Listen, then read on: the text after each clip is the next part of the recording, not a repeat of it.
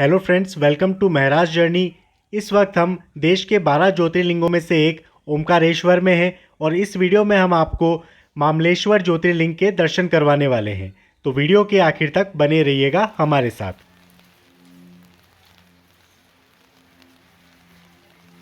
बारिश तेज़ हो रही है और आप यहाँ पर ये साइन बोर्ड देखिए, आगे जेपी चौक है, लेफ्ट में नागर घाट है और इस तरफ गोमुख घाट है। तो हम गोमुख घाट वाले रोड से होते हुए मामलेश्वर महादेव जी के दर्शन करने चलेंगे। आप यहाँ ये पुल के थ्रू भी जा सकते हैं और पुल से नहीं जाना है तो आप यहाँ नीचे एक घाट से होते हुए भी जा सकते हैं।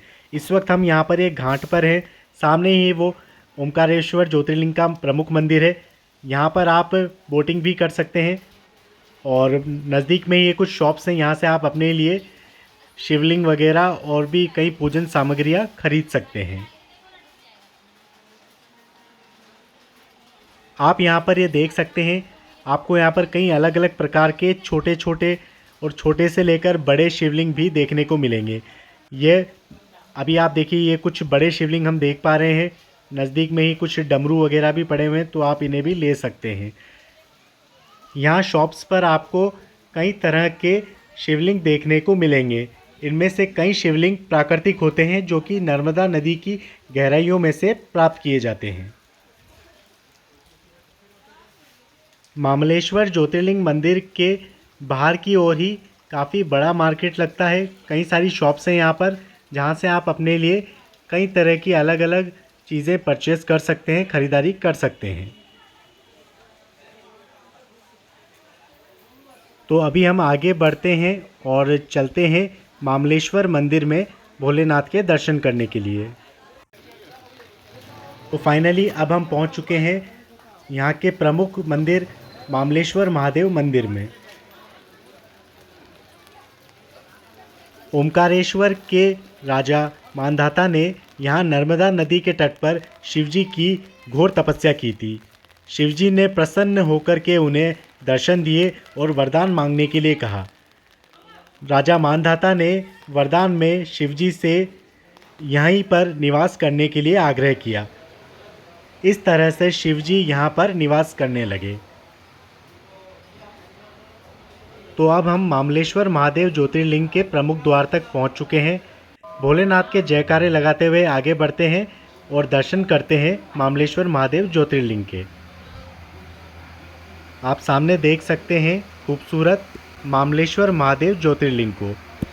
भक्तों का यहाँ तांता लगा हुआ है। दूर दूर से भक्त यहाँ मामलेश्वर महादेव ज्योतिर्लिंग के दर्शन करने आते हैं। ओमकारेश्वर ज्योतिर्लिंग दो भागों में विभक्त है। पहला ओमकारेश्वर ज्योतिर्लिंग और दूसरा मामलेश्वर महादेव ज्योतिर्लिंग।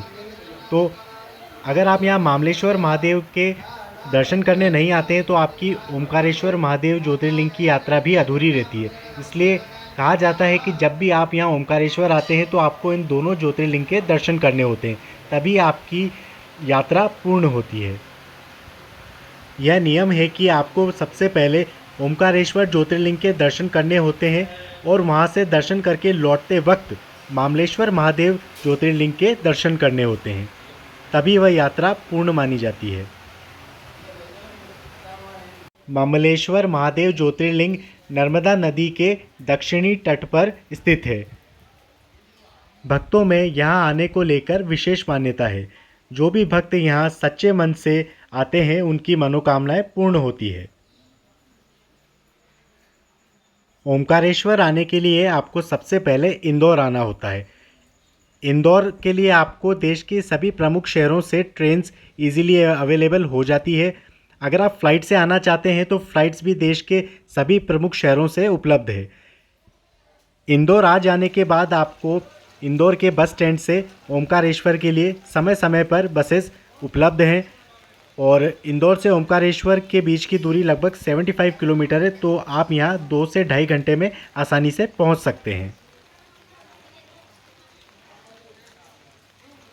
गाइज़, हमने ओमकारेश्वर के और भी कई सारे वीडियोज़ अपलोड किए हैं, तो आप उन्हें भी ज़रूर देखिएगा। आपको हमारा ये वीडियो अच्छा लगा तो वीडियो को लाइक कीजिए, कमेंट कीजिए, शेयर कीजिए और चैनल को सब्सक्राइब करना बिल्कुल मत भूलिएगा।